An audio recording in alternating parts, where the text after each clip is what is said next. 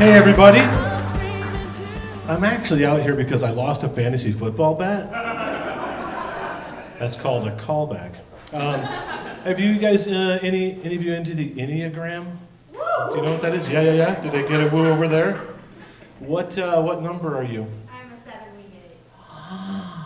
I'm a 7.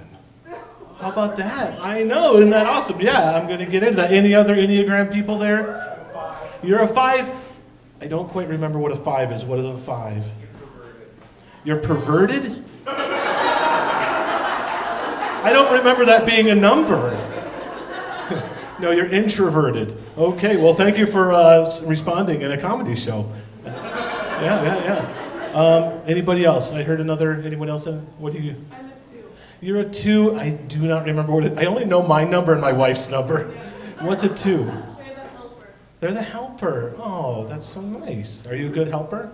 Who are you here with? This is my husband. Is she a good helper? Say yes. Fantastic.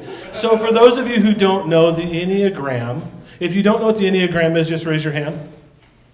Okay? It's dark, so I can't see what any of you did, but I'm sure some of you raised your hand.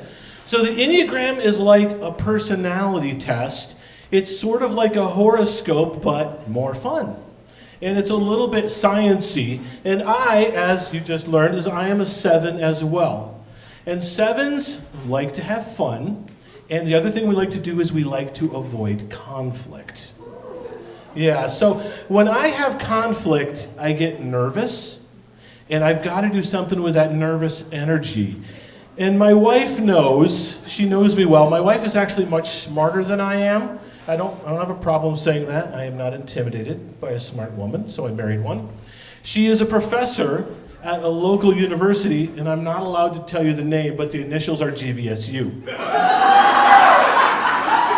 Those are called loopholes, yo. So anyway, she knows me really well, and she's so smart. She's got like 2 master's degrees, and I collect comic books. Spider-Man, flip. Yeah, that's right. Now, don't judge me. Some of those are worth hundreds of cents. Yeah, but so anyway, she knows me really well, and she has learned to use this to her advantage. Because when there's conflict and I have this energy, what I need to do is I need to just, and if I'm in the house, I can't just go for a walk. I'm going to go clean something. And she uses this to her advantage because she knows this about me. So I'll be standing by a stack of dirty dishes, and she walks up to me and she says, "You know how much like your dad you are?" And those dishes get clean. I'm going to tell you that right now. Or perhaps I am by a laundry basket. And she's like, "Oh, honey, did I forget to tell you my parents are coming this weekend, and I said they could stay with us." And so that laundry will get folded and get folded rapidly. The hard thing is that I know what she's doing to me now, and I still fall for it. Now, don't get me wrong, my wife is awesome, and I love being married. Anybody out there is married? Yeah, thank you. I like being married so much I have done it twice now. Yeah, so anyway, she is a French professor over at Grand Valley, and so every year she goes, gets to go on a study abroad program, which means that she is going to be over in France for 6 weeks. So last summer, she's in France for 6 weeks, and we're going to be apart for 4 weeks. I get to spend the last 2 weeks with her because I have a job where I can't take 6 weeks off. It doesn't work like that. So I decide I'm going to write her these notes. Thank you. And I am going to write a note for every single day that we're apart. So I had this idea a couple weeks before I actually, before she was going to leave. But of course, because I don't know if this has to do with being a 7 or not, I waited until the day before she left to write all of them. Because I'm sorry, I procrastinate. I don't know what to tell you. So anyway, I write all these notes. I'm at work. I should be working. I'm actually doing all these little notes. Some of them are long. Some of them are very short. Some of them are silly. But there was one. There was one note. I felt the muse. And I'm like, I'm going to make this romantic.